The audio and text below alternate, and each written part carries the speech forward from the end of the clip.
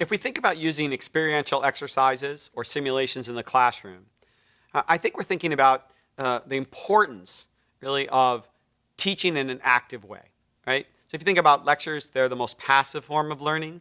We certainly like case studies because they're a more active form of learning, but we really want to push to an even more action-oriented perspective, where the students are actually doing things, making decisions, having to reflect on those actions, and try to understand what the lessons learned are there. And so the purpose of creating exercises and simulations is that we're not asking students to simply read about what others have done, but asking them to make decisions on their own and reflect on those, perhaps compare the performance they've achieved, the results they've achieved as a result of those decisions with others in the class, and try to understand, well, gee, why did I do better than others, or maybe not?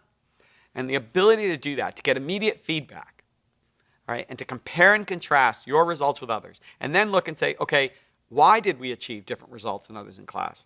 Well, that's just a powerful form of learning. But I also think, pedagogical variety is important. For us to get lessons to sink in with the students, we want them to get the same basic lesson through different vehicles or different avenues, right? So they hear it in perhaps a short lecture. They hear that same theme emerge in a case study. They observe what a manager did in the real world. Then they get a version of that theme that comes about because they've done an exercise or conducted a simulation. Well, they're going to much more powerfully remember and internalize those lessons if they've seen in a variety of ways that same theme come to life.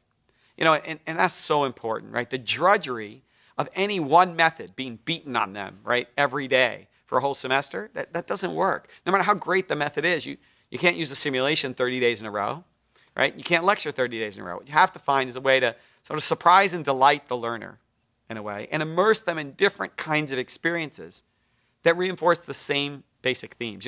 Jack Welch once said, consistency, simplicity, and repetition is what it's all about. He was talking about how to get your strategy implemented in a firm.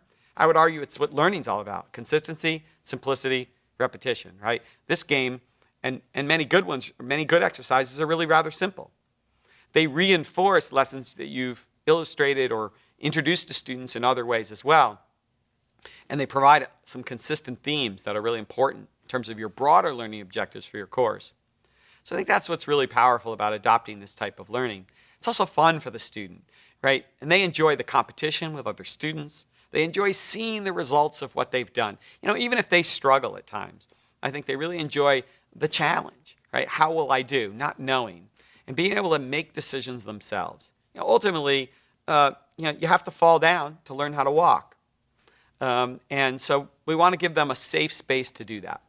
We don't want a lot at stake when they fall down for the first time. We don't want them to do that in the real world. Let's let them do that in the classroom in the context of an exercise or simulation, where the risk or the cost of falling down is very low, the learning is very high.